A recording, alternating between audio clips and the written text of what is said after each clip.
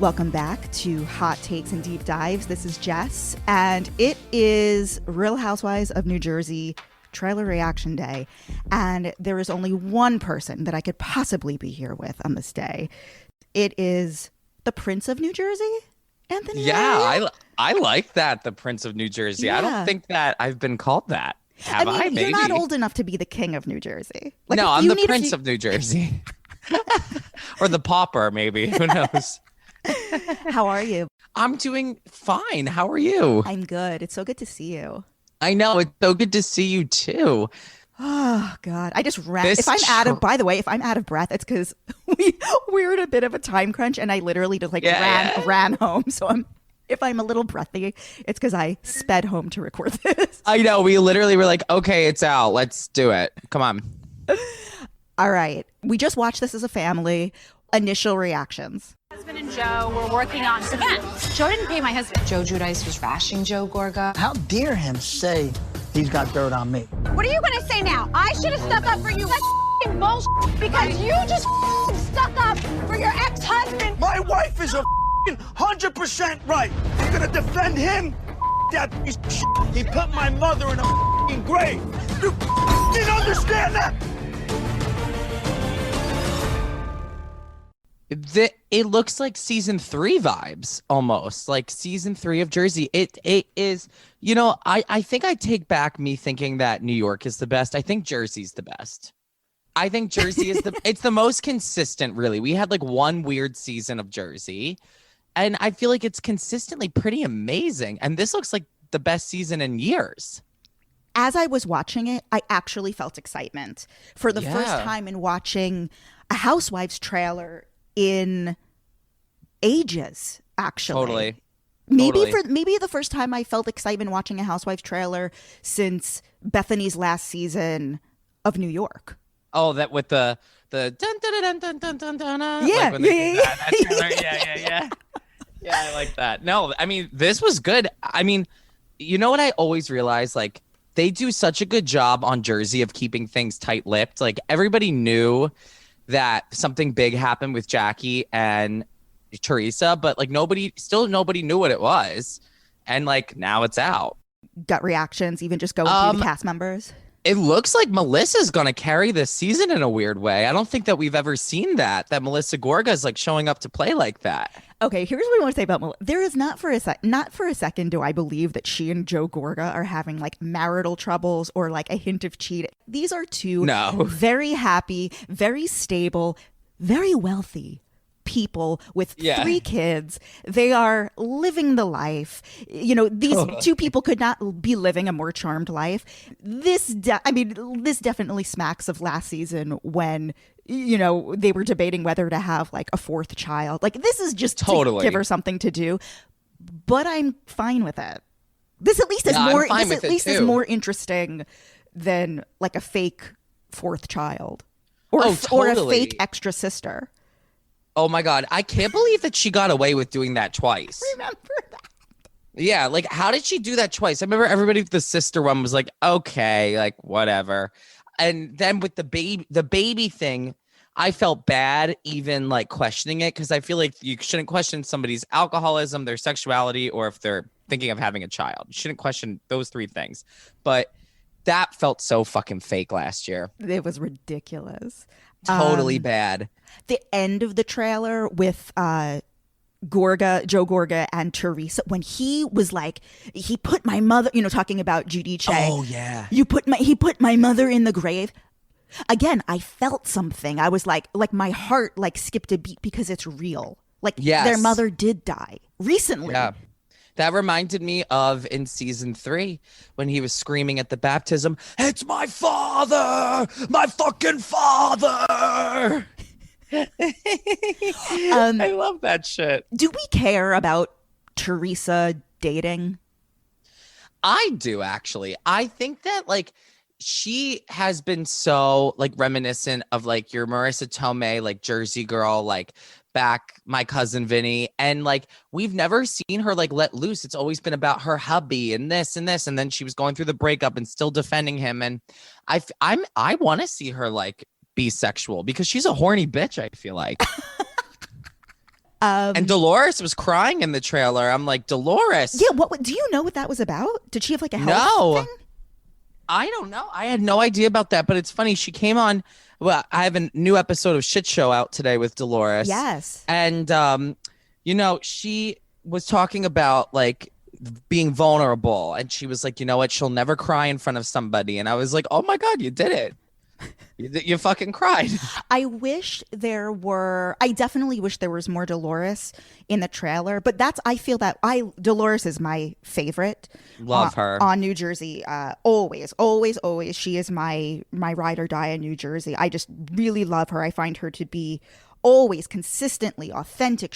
And I've interviewed her in the past. Like I've known her quite a bit, and she is so authentic. She's very sweet in real life and very open. She is an open book, and I love that. She reminds me of my mom, and I always said that my mom was like a mix of Caroline and Teresa. And then I feel like when Dolores came on the show, she is a mix of Caroline and Teresa a little bit. Yeah. She has this thing about her where she's very calm. But what I love is people, when Dolores gets mad, everybody's like, stand clear. You do not want to fuck with Dolores. And it's not in like a New York Housewives way or Beverly Hills when somebody gets mad. Like they know in Jersey, like you get hit. Like you will get the shit beat out of you. Well, she grew up with like ties to the mob. Like she grew up in Patterson, New Jersey. Which is, she had a very interesting upbringing, and the people who were in her life, and yeah, she's no joke. She has seen it all. I mean, in fact, I remember when I was interviewing her last time for the old podcast, she was late to the interview. She came into the city to do in person. She was late because somebody like stole her Maserati or something. What? Yeah, I swear to God. She's like, I'm running late. Somebody stole my car. I'm like, what? You're like, oh, okay. So this is like legit. And she's like, yeah, I think it was like people in the mob, and they stole the car. I'm like, well, clearly they found it because you just drove to my apartment. She's like, yeah, and you know what's so interesting? So yes, they tracked it, and it definitely was people tied to the mob. And she goes, would you believe it? They never checked the trunk. They left my Versace dress in the trunk. They didn't take it. Oh my fucking God. See, she is like true red-blooded Jersey. And the fact that she just like told me that, like shared that with, like this happens every day. Yeah. Yeah, my Maserati. It's like every part of the story is ridiculous. Well, that's what people fail to like. Everybody here, like at least I feel like there's two central points of it. It's like South Jersey, where I am, where we're like 20 minutes from Philly, and then where they are, which is like 20 minutes from New York. So I feel like a lot of people from Jersey are somewhere in the middle, like that central Jersey.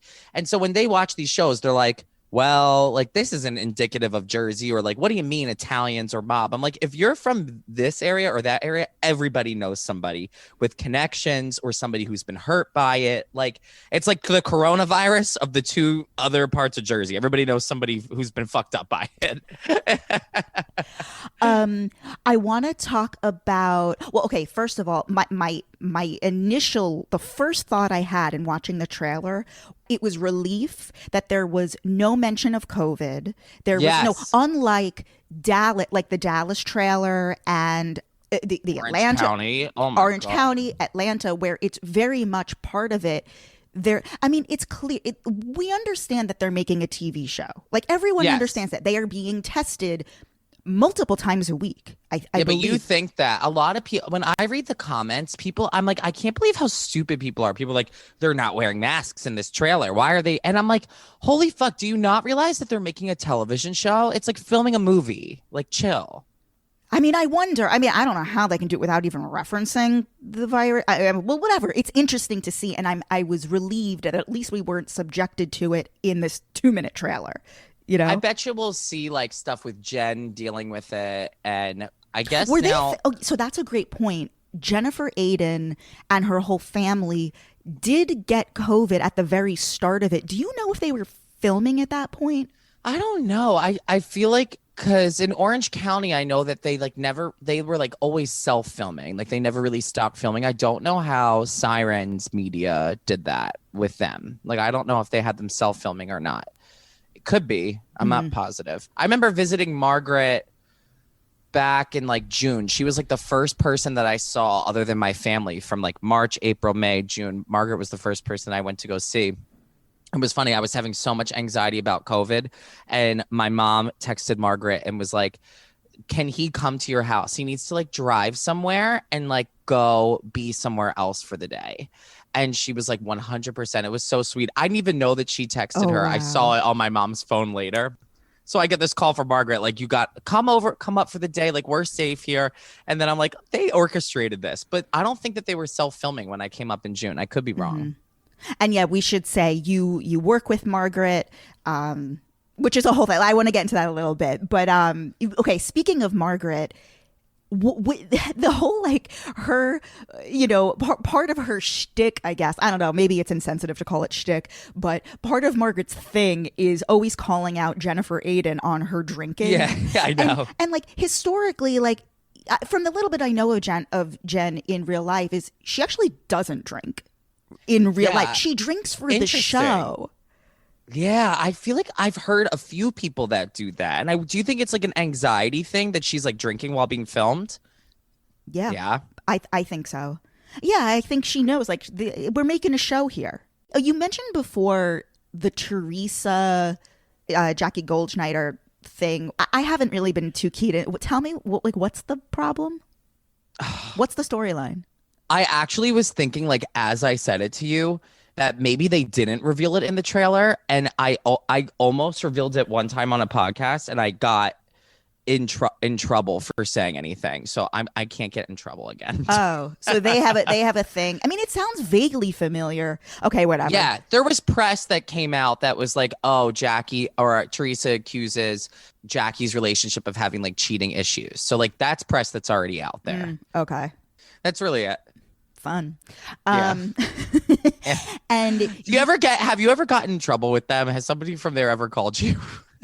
That's a funny thing. No one from production has ever said anything to me. No, it's never production. It's the PR people at Bravo. No, never got in trouble okay. from Bravo. I have gotten in trouble from. I have gotten a text from some people that I have said some things about. Oh. Yeah, like, why did you share that? And I'm like, well, it happened. It's true. I didn't make it up. Yeah, exactly. And it's a story. It's, You forget which things are already out there and which aren't. And you're like, oh, did I just say something that nobody knows? And also the thing is that anything that I have shared on the podcast, it's not a secret. It's like there were hundreds of people in the room and everybody saw it. Yes, exactly. It's not like I was the only one. I can't be the first. Yeah, it's not like, oh, I saw somebody doing coke in the bathroom.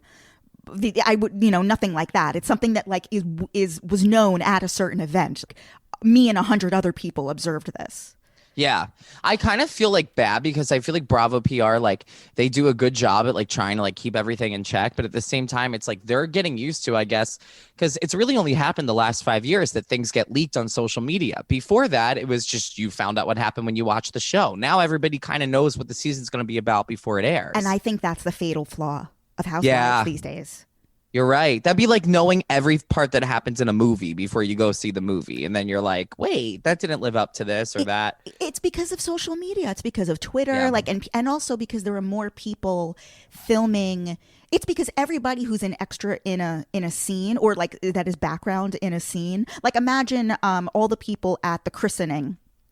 Yes. Imagine if all of those people had a Twitter account back in whatever year. Like 09 or 08. If everybody had a microphone, then we would have known everything, and it's terrible. It ruins everything. Yeah. The only way I like it is when it like makes actual news, like Luann's arrest. We all knew the boat ride in Cartagena that it almost sank.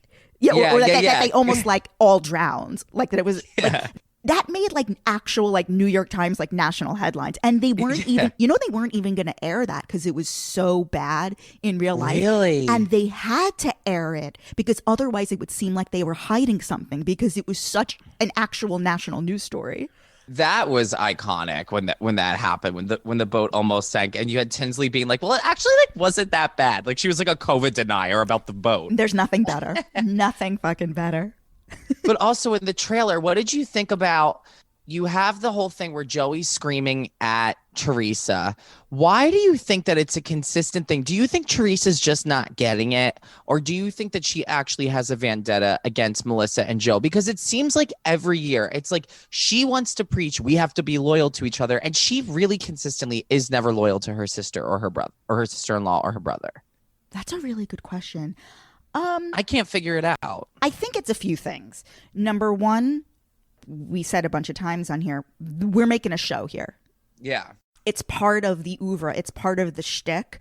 There's certain beats that we have to hit. You know, exactly. Okay, you said that New Jersey is so great. Yes, it is. And I completely agree. Like, New Jersey is phenomenal because of these real dynamics, like real family dynamics.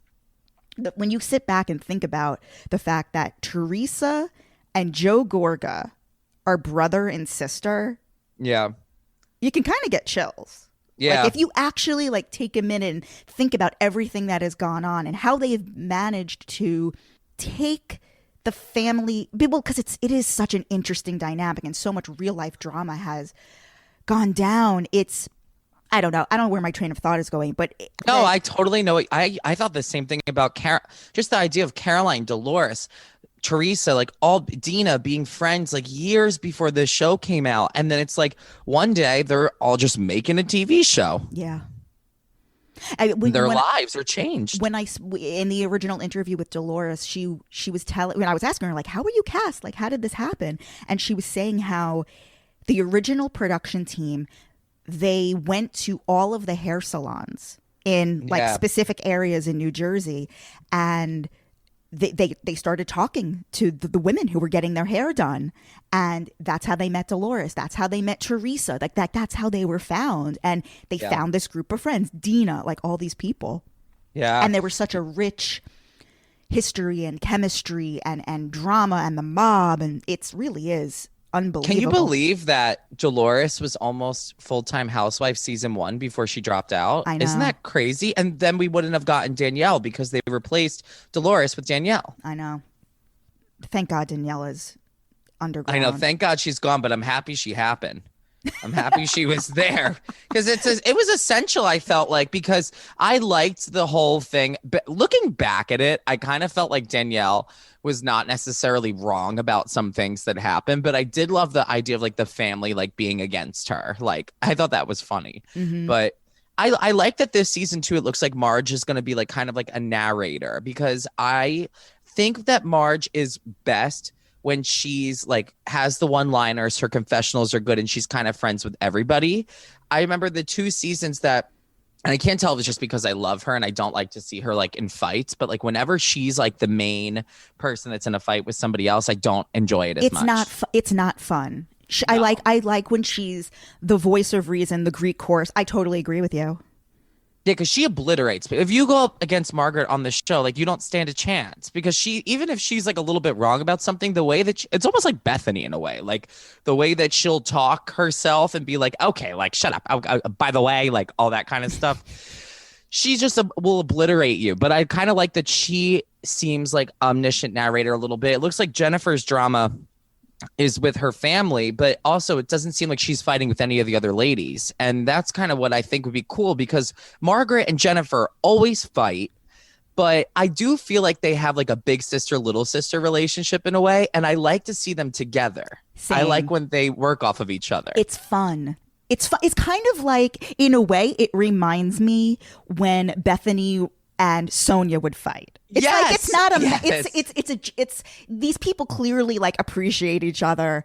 Although Bethany and Sonia are actually friends. Margaret and Jennifer aren't friends, but Margaret knows that Jennifer is fantastic for the show. So she loves her.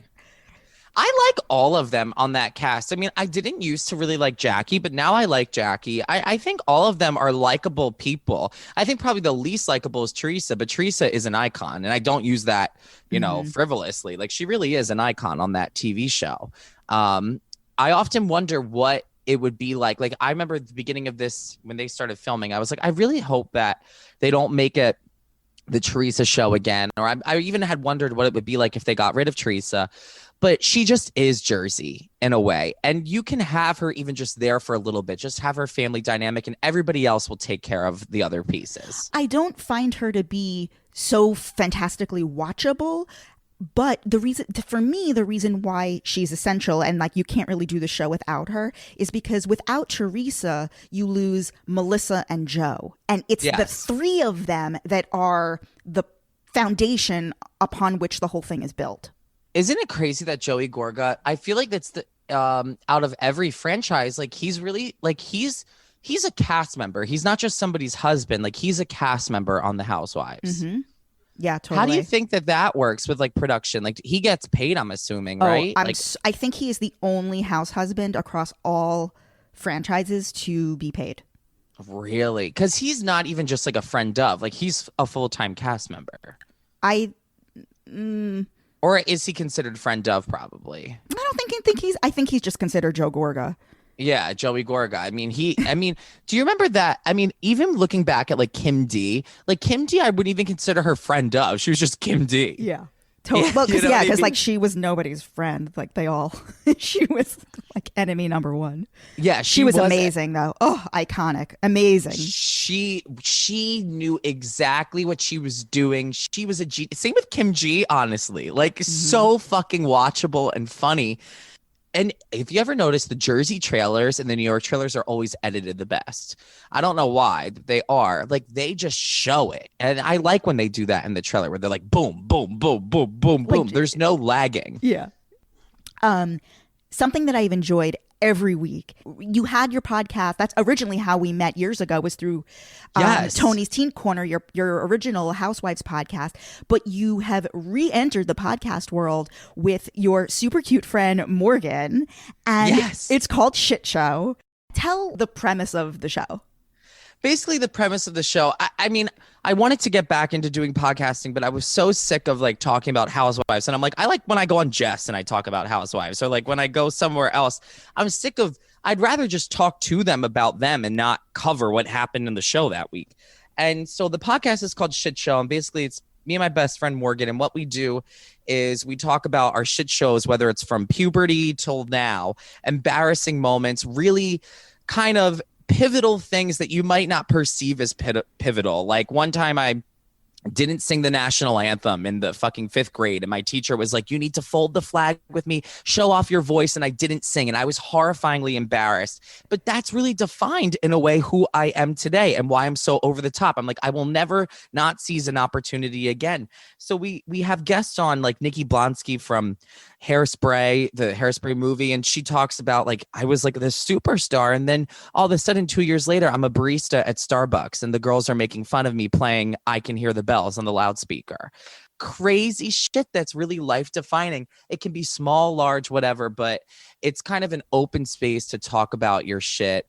Dolores was on today talking about fist fights and her families, and you know, Margaret Josephs came on. I'm trying to think of Bravo talent that came on, but we had the guy from Barstool who got fired come on talking about being canceled. So it's just kind of a place to be self-deprecating. I loved you told one story. It was like a dating story that took place in Boston. Something with pizza. Oh yeah, it's always in Boston. Oh my God, when I slurped the oysters, is that the one? Yes. Yeah.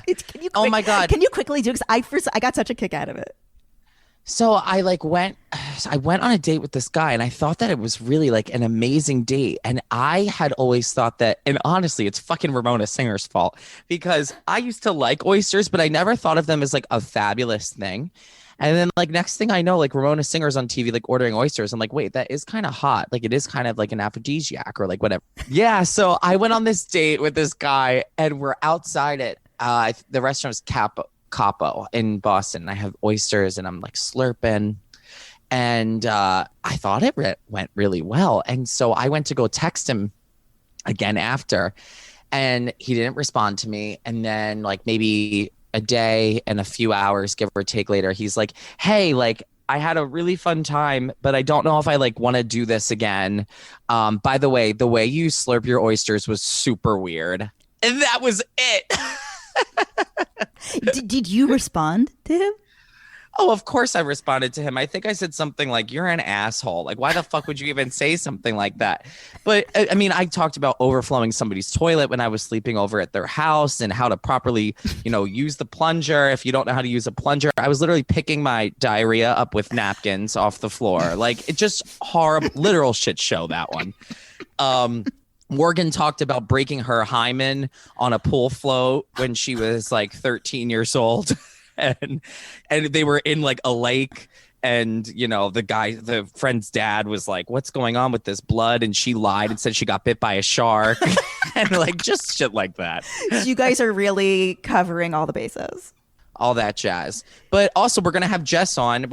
I have so many people that I need to have on this show, because it's not just about having like, housewives or actors or whatever. The best stories that we get, they're slice of life, like real life stuff. Yeah, like stories. For example, the oyster one is like my favorite because it's so relatable.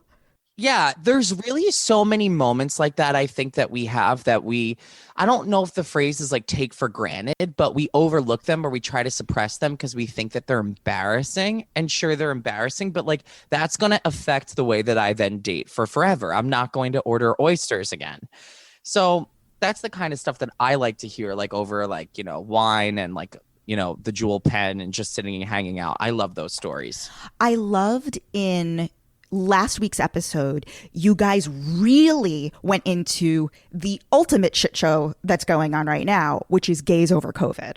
Yes. Can we go deep about this? Yeah, let's fucking do it.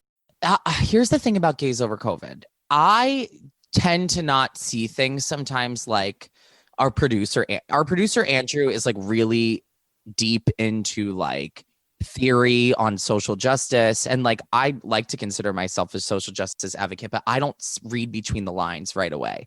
So he made such a good point, and I was like, yeah, these motherfuckers should be exposed, they're in groups. And he's like, yeah, but what does that say about how straight people are now going to view the gay community? It's kind of the same thing with like HIV. Everybody's just running around fucking each other, getting HIV. And I'm like, fuck, that is dangerous. And I don't think the author or the account owner of GaysOverCovid thinks that they're doing that by exposing these gay guys in big herds of groups partying in Puerto Vallarta and Mexico and wherever. But that is really what it's doing. I've had straight friends send it to me being like, why do gay guys do this? And I'm like, oh shit, Andrew was right. Mm-hmm. What do you think? Well, it's so layered, and I have so many mixed feelings about it. The most interesting thing that I've been able to kind of uncover through the whole thing was the actual psychology and the history of why guys go to circuit parties to begin with. Yeah. And I was like, a friend of mine like directed me to a book called, I think the book is called The Velvet Rage. And have you heard of this? No. Oh, so it's basically about when gay guys, historically and even now, when they first come out, well, it's much easier now, but back in the day when they first come out, they are completely isolated and without a group. Yeah. And it is human nature to want to belong to a group. Totally. And that is the ultimate basis of the circuit party culture. It's people who are glomming onto a group. And basically in these, can you describe circuit parties? Like, are you able to? It's like drug-fueled, sex-fueled gatherings in, Actually, I'm lying. I have been to a circuit party, but it didn't start out as a circuit party. It kind of turned into one. But it was at this, like, the Cock in the East Village. Of course, yeah. Yeah. Like I've been there a few times where it's not like that. And then I was there one time last October, before COVID, obviously, where it was like that. And there was just, you looked to your left, somebody's fucking, people are doing cocaine, whatever kind of drugs, ketamine, wherever. And I'm like, I was standing there in my Jansport backpack. I had just come from work, from Dorinda's house. I had just come from Dorinda Medley's house. And I'm like at this circuit party. I'm like, okay, so like I'm catching an airborne STD right now. Like, what is going on? But I guess you're right. There is no... I'm thinking about it this way, like it's almost from suppressing so much and from being, straight people don't really realize that they're able to like hold hands in public or like kiss in a restaurant or like kiss in a bar. I've kissed boys at bars and in restaurants and I've been fine, but there also have been a few times where it has not ended well. Mm-hmm. And people have said something. And so I think it's just that extreme suppression. And if you notice, the age group is usually like 35 and older or like 30 and older at these circuit parties. And I wonder if it's like kind of that 5-year difference or 10-year difference they have between those gays and the younger gays, that they really couldn't do any of that in public at all. And it's manifested itself in being like, okay, so since we're not allowed in that space, let's extremely have our own space where we can do all this shit just us. And I see that's another layer that but I guess like as human nature we can realize like maybe don't go to circuit parties now and post them on the internet. The issue at hand, the reason why we're bringing this up is essentially certain groups of these guys who historically, like, they go to Puerto Vallarta or Ibiza or Mykonos. That's where all these parties happen, even fucking Fire Island right here. Essentially, the party has not stopped, even during COVID.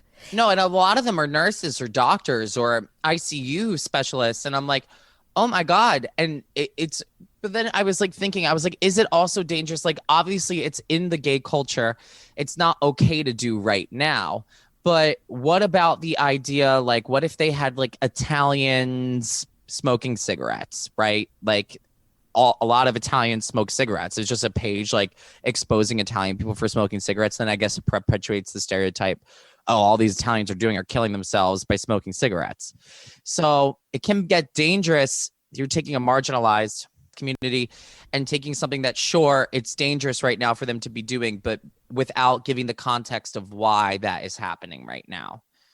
So I'm seeing so many social justice warriors defending the page, but then at the same time, the people who are against the page also aren't using our same things that we're saying. They're just like, it's shaming. It's like, okay, everybody deserves to be shamed sometimes. If you want to use an argument, use the ones that we're doing right now.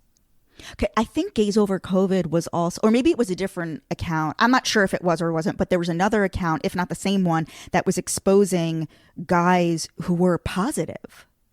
Oh, no, it was on GaysOverCovid did that. Isn't that like illegal? It was not the main account. It was people were making new accounts that were like GaysOverCovid, like sublet accounts. And they were exposing people positive at these like circuit parties. I've also seen some criticism about, but everyone was trying to like find the people who are running the account. And like, it's very like, it creates a certain, I was listening to Ira Madison to talk about this on Keep It. And he was saying it kind of reminds him of just like the cult of personality, similar to like Dumois, who like, it just creates this certain elevated like martyr or like just the exposing it. It's a tale as old as time, like that people do stuff like this. Like since the beginning of time, there's always been like a whistleblower who's undercover. Yes. Yeah. The undercover whistleblower. People were joking that it was Vicky Gunvalson because she was in Puerto Vallarta when this was all happening. And everybody's like, well, everybody knows she's a homophobe. She's taking all these pictures of these guys in Puerto Vallarta and posting them. Could you imagine? Oh my God. Right. What has been the biggest takeaway you've had in working with the housewives like Bronwyn, Dorinda, Margaret? Well, so moments like working with Bronwyn on her GLAAD interview, her coming out story, like I'll never forget. Like that was just such an amazing thing to be a part of, like somebody coming out, and just like the before process as well, reveling with the idea of like whether or not to do it on certain forums or what was the best way to do it in a positive way for the LGBTQ plus community. Like that was just, working with her as the first gay housewife, like it was just unbelievable. But I think that like somebody like Margaret, who I haven't worked with on an intense level, really just on like media, like editing, promos, stuff like that, and like a booking here or there, she is just as professional as they come as well, Margaret. But I don't want like Dorinda to like speak for all housewives because that's not evident. I mean, that's not true, but I guess I do think that Margaret and Bronwyn are like different than everybody else in a way, and I like got lucky with them. But some like things that I've heard about Ramona and Sonia and Luann and Dorinda, maybe it's just the New York cast, honestly. But I have heard things about Erica Jane being hard to work with. I think that the main takeaway is, which was your original question, is that it's very peculiar to work with people who once were not famous and then all of a sudden are famous at an age that is women of a certain age.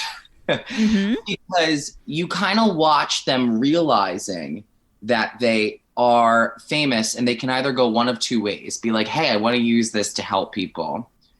Or I want to use this in like a positive way, kind of like a Dolores, like the stuff that she does, Bronwyn, Margaret, or somebody like Dorinda. And not that one is like right or wrong. Like celebrities can use their platforms however they want.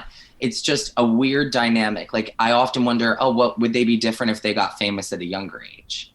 And not to be like ageist or anything, but it's true. Your brain is already fully developed. You've already had pivotal life experiences like getting married, having children. And now all of a sudden your life, not that it's finished, but the main things have already happened. And it's like, oh, okay. Like I was thinking about Vicki Gunvalson. She was on that show for a quarter of her life. I'm assuming she's like 60. So 14, 15 years, that's a quarter of her entire life. So that has to have an effect on you. What have you learned, like from working so close to these people who do get this enormous amount of fame? You know, maybe you come in, you know, in the middle of that fame. Like, what have you learned, even just like from working with reality stars? What I've learned is don't put your phone far away from you ever. Why? Because you're going to get calls all the time. But at the and because the Bravo fans really are like kind of crazy, like us. We were just talking about the trailer as if we like fucking are in these bitches' houses or as if we're on the show. Like, and like we're talking about it as if we were like the camera operator. Yeah. You're like, how do we do that? How do they do that with production? And this, like, we're funny, but you know, the fans, when they make comments, like for example, they could have a PR person like me or like Antonio Pastorini is a really good PR guy who works with some of the Orange County ones, or even like some of the bigger firms. They still have this reflex to comment back, to tweet that A-list celebrities or celebrities who have been famous since they're kids don't have. They know. It's like their second language is the PR playbook. These women don't have it, which I think makes them very exciting. So I've learned that. I've learned to keep your phone by you, but also at the same time, and contrary to keeping your phone by you, you got to set boundaries. And I think that you can get too involved with it yourself. And so if you create this healthy level of separation, like, hey, so maybe Saturday to you feels like a Wednesday, but for me, it's Saturday. So on Saturday and Sunday, I'm not doing anything. Mm-hmm. And you don't have to explicitly say that. You can just say, hey, Saturday today, or hey, it's Sunday today. So I probably won't get to that till Monday or Tuesday. And so that's been a struggle for me, is setting boundaries, because I like to like help and be like a pleaser, but it's essential. So those are like the three main things that I've learned. And also, don't ever, it's something that you know that's going to be on the show, don't ever say anything about it, because I've gotten in trouble. Do you ever advise them to delete Instagram off their phone? Oh, yeah, totally. Yeah, more than a few times, because especially when the episode is airing.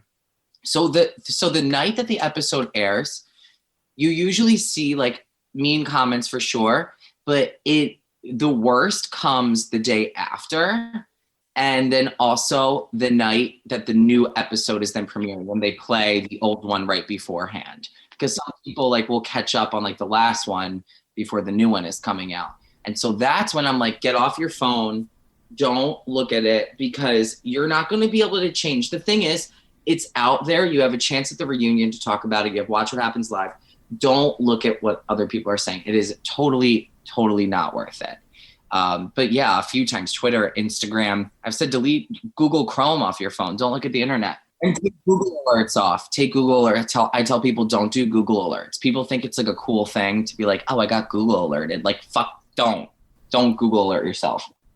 Well, New Jersey, Real Housewives of New Jersey, it's starting just about a month, February 17th. It's going to air Wednesday nights, primo time slot. No, I think like what had such the shitty, Salt Lake City has been airing at 10 o'clock after OC, which everyone's in bed by then. Like, so, I know. So New Jersey will do really well. And even before that, do you watch Summer House? I've dabbled in Summer House. Actually, who am I kidding? I've never actually watched an episode of Summer House. I've seen clips that people post on Instagram and stuff, but I've never watched a full episode. I have trouble watching people that are my age. Like, I don't, almost that I don't relate to people my own age. I get that. No, because you're such like the old soul and like you love like the older women. I actually do understand that. Like for you specifically. Yeah, for sure. Like, I never liked like MTV shows, like The Real World or like any of those shows where people are young. Cause I'm like, I want to see people that have families like fighting. Like, that's like my favorite thing. People of families fighting. Oh, what I was going to say was that even before the February 17th Jersey start, Summer House, because I know, Bravo fans are really thirsty. Like they're sort of starving for new stuff. I didn't drink too much of the Salt Lake City Kool-Aid. And God knows, like, I don't think I'm going to be able to stay awake through Dallas.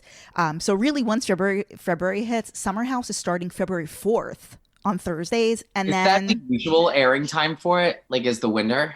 Yes. Okay. Because then I'm assuming it airs during the winter, then films again during the summer. Totally. I mean, that must like suck in a way to be like, oh, your entire summer has to be. But then again, I bet you they only film for like 4 to 6 weeks or something. Yep. I mean, maybe I'll watch it this year. I saw the trailer. It looks really good. Yeah, give it a watch. And also you can catch up in like a day and a half. Okay. It's not that deep. I like know about Carl and about the Workus twins like back in the day but I feel like it just got big when Hannah and Paige came on the show. Exactly. Started season 3. And there's not that many episodes. It's like 10 episodes a season. Season 3, season 4, and you're up to date. Okay. Or maybe we'll do like an episode. Maybe we'll do a thing my first time watching Summer House. We should. Yeah.